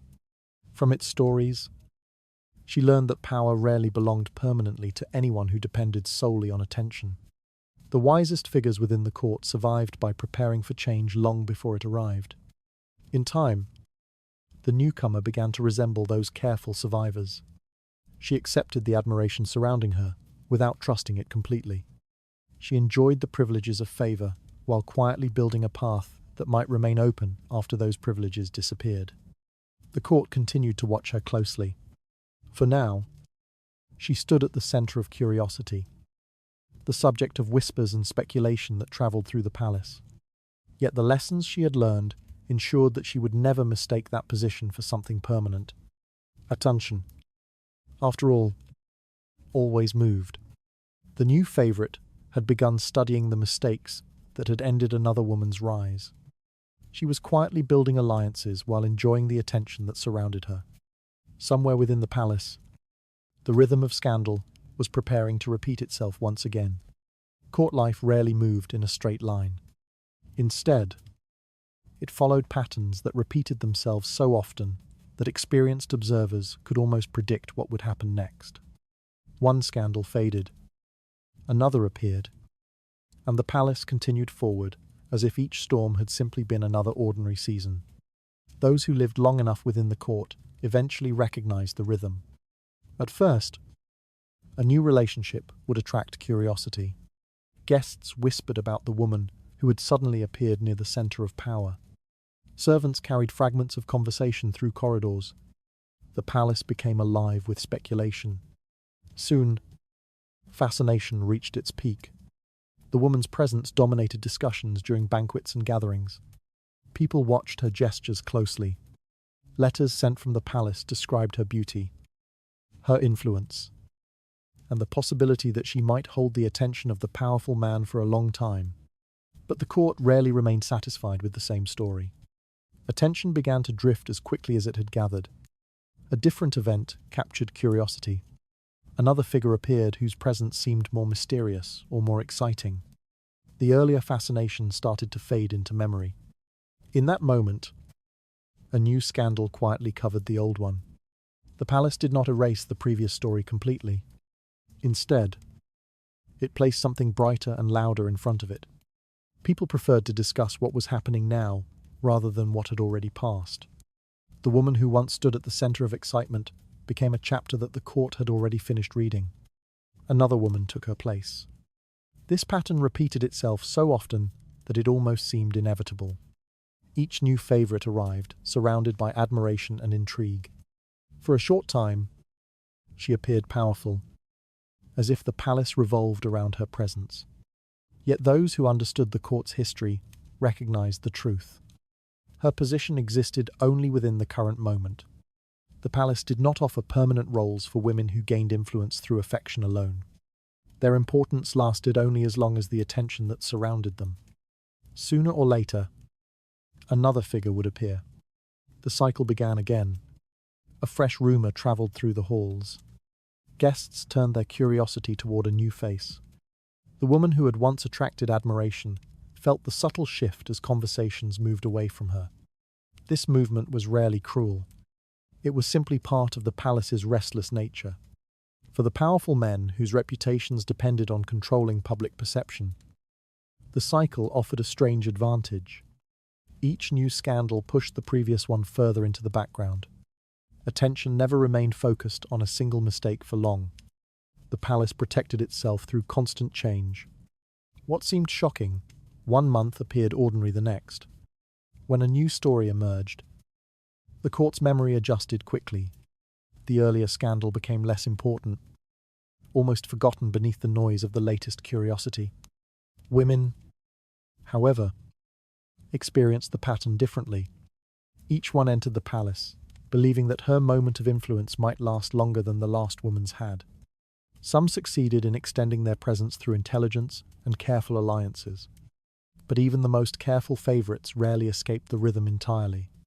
The palace treated them like chapters in a story that never truly ended. Each woman appeared for a time, influenced the events around her, and then gradually faded as the narrative moved forward. The court itself remained unchanged. Its halls continued to echo with conversation. Its tables continued to host banquets where new rumours were born. The structure of power persisted, while the figures moving through it changed again and again.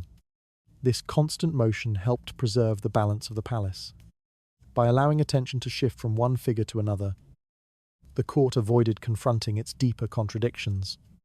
Instead of addressing the reasons scandals occurred, it simply replaced them with new stories.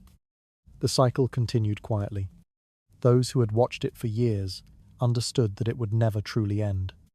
As long as the palace remained a place where reputation and curiosity shaped influence, scandals would appear and disappear like waves against the same stone walls. Each woman would step briefly into the light. Each woman would eventually step out again, and the palace would continue forward, unchanged by the passing of any single figure. The court had long relied on a cycle where each scandal replaced the one before it. Every woman who entered the story became another temporary chapter within that pattern.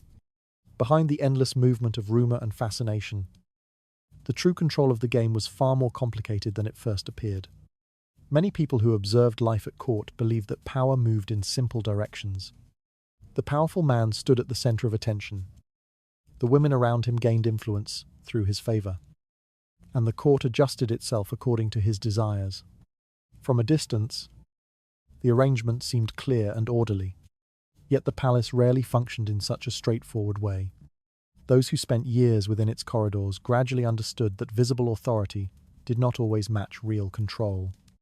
The man whose name appeared in every rumour often believed that he guided the court's direction. His gestures attracted attention, and his choices seemed to determine who rose or disappeared. But the palace held other forces that moved quietly beneath that surface. Groups of nobles formed alliances that stretched far beyond a single relationship. Families with long histories at court watched every development carefully. They understood that the rise of one favourite or the fall of another could shift influence across the entire political landscape. To them, scandals were not merely gossip. They were opportunities.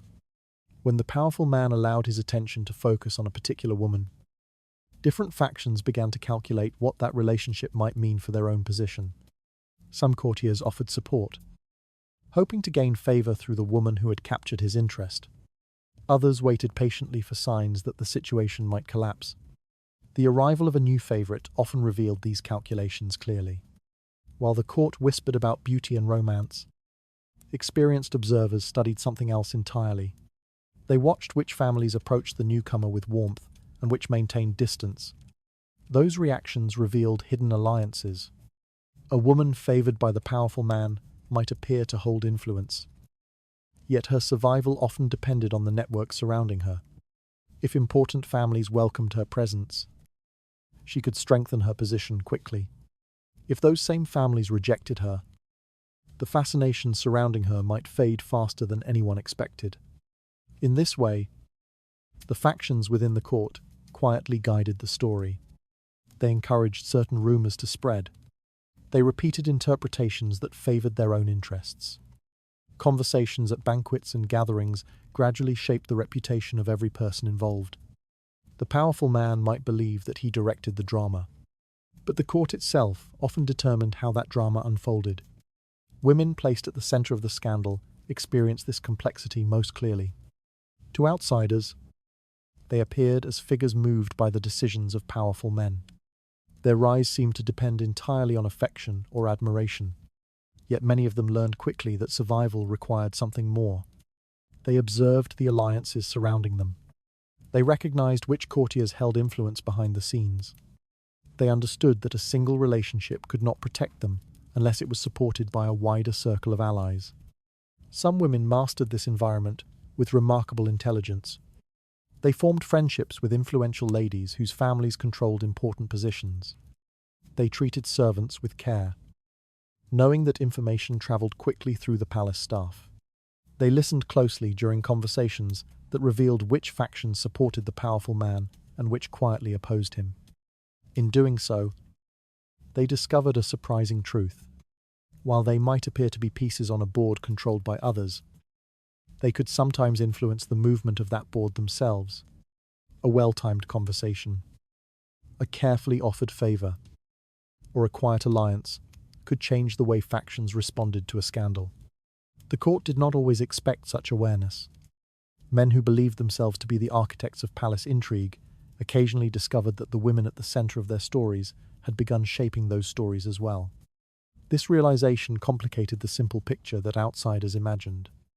The powerful man might command attention, but he did not always control the outcome. The factions surrounding him influenced how events unfolded, and the women whose reputations seemed fragile sometimes possessed a deeper understanding of the palace's hidden structure. Court life, therefore, resembled a complex game where every participant believed they understood the rules. In truth, the rules changed constantly. The powerful man, the factions of nobles, and the women whose presence stirred fascination all played roles within that shifting system. Control moved from one hand to another in ways that were rarely visible at first glance. And because of that uncertainty, every new scandal carried the possibility of altering the balance once again. The palace seemed to revolve around the powerful man whose choices attracted endless attention. Yet beneath that surface, factions and alliances quietly influenced the direction of every scandal. In the quiet patience of another figure within the court, a different strategy was beginning to take shape. In the constant movement of court intrigue, one figure often appeared quieter than the others. While rumors surrounded mistresses and powerful men, the legal wife usually remained distant from the noise. Observers sometimes mistook that distance for weakness or resignation. Yet patience inside the court could be a form of strategy. The wife understood something that many others overlooked. Unlike favorites who depended on attention, her position rested on law, of religion, and tradition. These forces moved slowly, but they possessed a strength that temporary fascination could never match. Her title carried authority that no rumor could easily erase. Marriage, recognized by the church, provided legitimacy that the court respected. Even when scandals filled the palace, nobles who might gossip about a mistress still acknowledged the legal wife when questions of inheritance, family alliances, or household authority arose. In the eyes of the court, legitimacy remained powerful.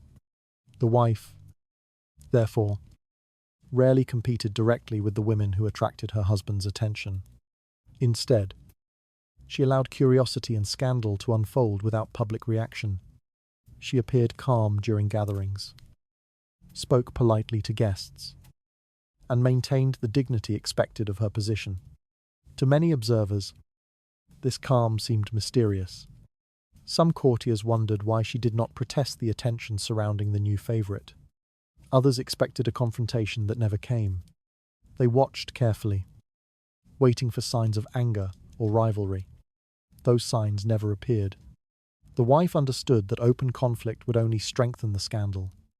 If she publicly attacked the favorite, the palace would interpret the dispute as proof of jealousy. Rumors would grow louder, and attention would remain fixed on the relationship she wished to see fade. Silence offered a different path. By refusing to react dramatically, She allowed the court's fascination to exhaust itself naturally. The palace thrived on novelty. What excited curiosity today often became ordinary tomorrow. The wife trusted that rhythm. While others chased influence through attention, she relied on the quiet stability provided by law and tradition.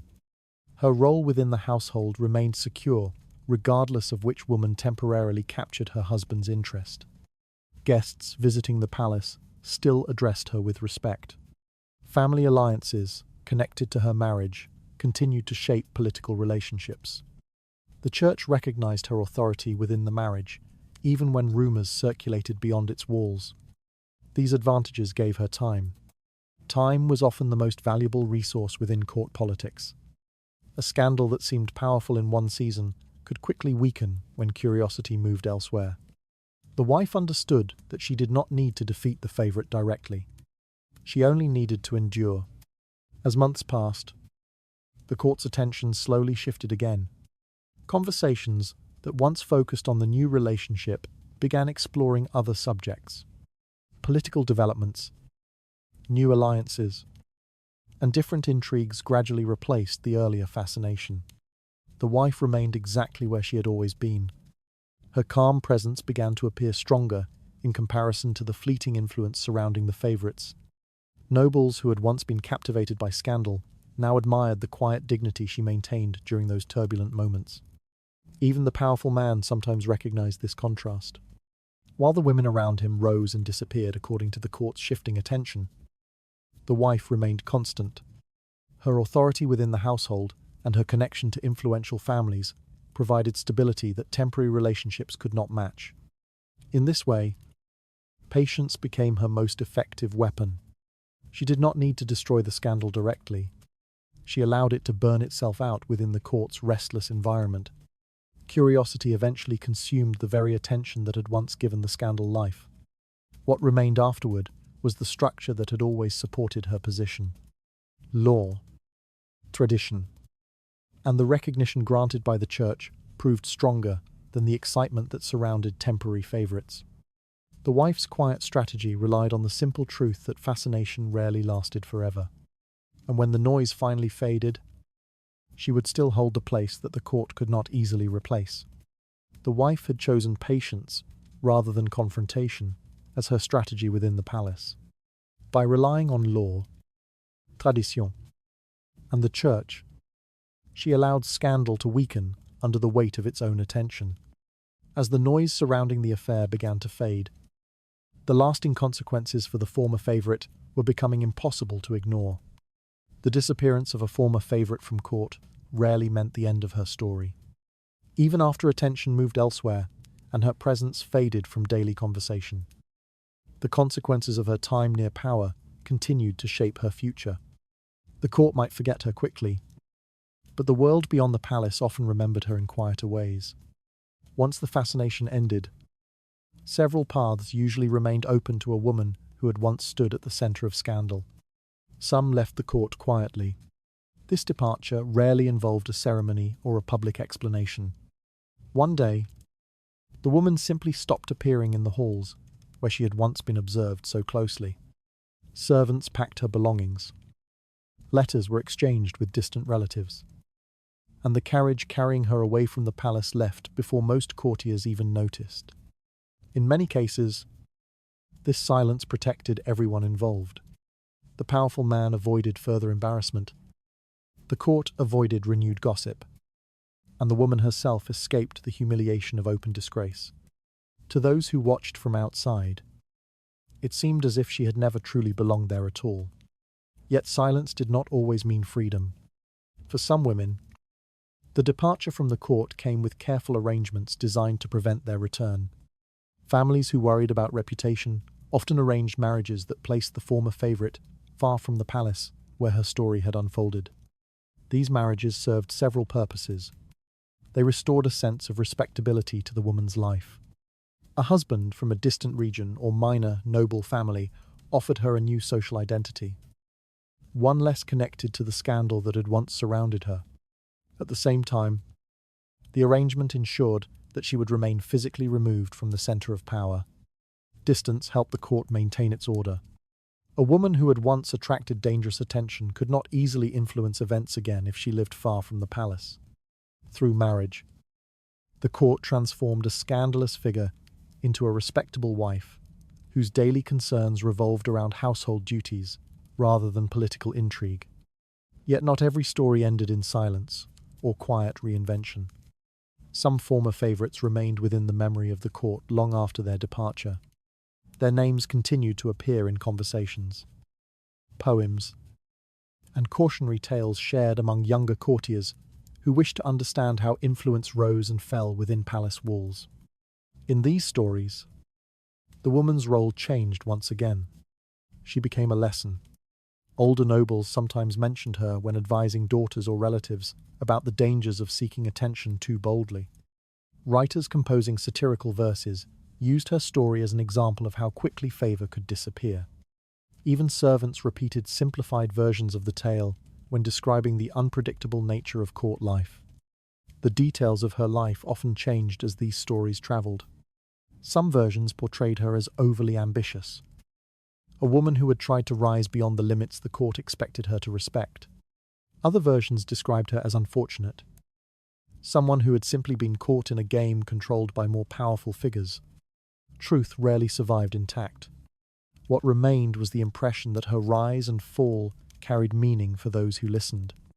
The court, after all, depended on such stories to explain its own complicated rules. In this way, the legacy of a former mistress extended far beyond her time near the powerful man who had once favoured her.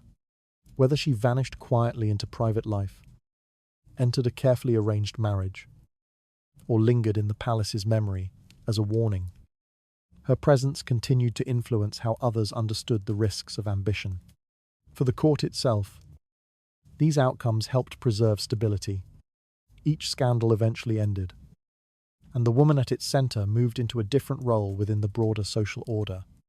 The palace continued forward, unchanged in its structure, even as the individuals within it shifted. New figures arrived, new rumours began, and the lessons drawn from earlier scandals quietly shaped how the next participants approached their own fragile moments of attention. The former favourite had left behind a legacy that the court interpreted in several different ways. Some saw her story as a warning, while others remembered it as an example of how quickly influence could fade. As the palace continued its endless cycle of scandal and fascination, one final reflection remained about the strange role such controversies played in maintaining order. For those who watched court life closely, scandal rarely meant destruction. At first glance, each controversy appeared dangerous enough to shake the entire structure of the palace. Rumours spread quickly, alliances tremblent, and reputations seemed to hang in fragile balance. Yet the court rarely collapsed under the weight of these storms. Instead, something quieter happened. Scandal often acted like a force that rearranged the positions of the people inside the palace without breaking the palace itself. When a new story appeared, attention shifted. Conversations changed direction. Alliances adjusted themselves to the new situation. The court adapted. Those who once stood at the centre of attention slowly moved toward the edges. Others stepped forward to take their place. The structure of power remained standing, even while the figures within it changed. For the powerful man, the arrival of each scandal carried both risk and opportunity. At the beginning, rumours threatened his reputation. Courtiers whispered about his judgment and wondered whether his actions might weaken the alliances surrounding him. The story seemed dangerous because it drew too much attention to his private decisions. But when a new story appeared, the danger weakened. Attention moved away from the earlier controversy. The court became curious about the latest figure whose presence stirred conversation. The powerful man, once the subject of criticism, gradually appeared less responsible for the scandal that had once surrounded him. The palace rarely remembered the beginning of these stories. What remained in memory was usually the ending, and the ending almost always looked simpler than the complicated events that had produced it. The former mistress, who once seemed powerful enough to influence the court's direction, eventually disappeared from its centre, the new favorite who replaced her might shine for a time, only to discover that fascination never lasts forever. Each woman who entered the story experienced the same fragile position. For a brief moment, she appeared to command attention. Her presence shaped conversations, influenced alliances, and attracted curiosity from every corner of the palace. But that attention belonged to the court itself, and the court never allowed it to remain fixed on one person for long. This movement preserved the balance of power. When scandals emerged, they released the tensions that had accumulated inside the palace. Rival factions used them to reposition themselves. Powerful families measured their alliances carefully. Observers adjusted their loyalties according to the changing environment. By the time the noise faded, the court often looked more stable than before. The individuals who had caused the most excitement had either adapted to their new roles or quietly disappeared from the center of events. The palace continued functioning as it always had. This pattern repeated itself across generations. Courtiers who studied the history of their own institution eventually recognized that scandal was not merely an accident of human behavior. It had become part of the mechanism through which the court corrected its internal imbalances. When curiosity burned too brightly around one figure, another story appeared to draw attention away. When a relationship threatened political alliances, a new fascination redirected conversation. Scandal did not destroy the court. It reorganized it. For the women who appeared in these stories, the experience could feel deeply personal. Their reputations, relationships, and futures often changed dramatically because of the attention surrounding them. Yet the palace treated those changes as temporary adjustments within a much larger system. From the court's perspective, individuals were never the true center of the drama. The institution itself was. As long as the palace remained intact, the stories unfolding within its walls could rise and fall without threatening the structure that contained them. Those who understood this truth approached court life differently. They learned not to trust admiration too easily. They recognized that the influence created by fascination could disappear as quickly as it arrived. They watched the shifting patterns of rumor and reputation with a mixture of caution and patience. The court rewarded those who understood its rhythms. Those who mistook temporary attention for permanent power often discovered their error too late. In the quiet, hours after a gathering ended, when the music faded and the long hall finally emptied, the palace returned to silence. Candles burned low against the stone walls, and the echoes of earlier conversations disappeared into the night. Another story would soon begin. Another figure would step into the circle of fascination, and the court would once again rearrange itself around the latest scandal. Yet beneath all those changing stories, the same structure endured. The palace remained. Its rules, its traditions, and its endless appetite for rumor continued to shape the lives of those who entered its world. And somewhere in the shadows of that great hall, a truth lingered quietly. The woman forgotten today had once been the storm everyone believed would change everything. Now, as this story gently comes to rest, you might imagine the palace growing quieter. The candles in the great hall burn lower. The voices that once carried rumors through the corridors fade into the night air. The court, which only hours ago seemed alive with intrigue and speculation, slowly settles into stillness. Stories like this remind us that history is rarely as simple as it appears. Behind every rumor and every scandal are human lives moving through complicated systems of power, reputation, and expectation.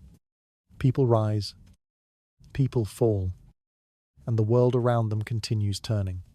Perhaps that is one of the quiet lessons history offers. Moments that feel overwhelming in their own time often become only chapters in a much longer story. The storms that once seemed capable of reshaping everything eventually pass, leaving behind traces that future generations try to understand. And tonight, as you listen to this story from a distant past, you may notice how those echoes of intrigue feel softer when viewed from afar. The palace walls that once carried anxious whispers now seem calm and distant. like memories fading into the quiet of evening. Wherever you are listening right now, perhaps lying comfortably in bed, perhaps resting after a long day, this is a gentle moment to let the story drift away. The court has grown silent. The candles have nearly burned out. The figures who once filled those halls with ambition and fascination are now only shadows moving through the pages of history. Allow your thoughts to slow as well. There is nothing left to resolve tonight. No scandal left to unravel. No alliances left to calculate. The palace doors are closing softly, and the long corridors of stone are finally at rest. If you enjoyed wandering through this quiet piece of history, thank you for spending this time here. And now, as the night deepens and the story settles into silence, I hope the calm rhythm of these distant events helps you relax. Breathe slowly and drift towards sleep. Good night. Sleep well.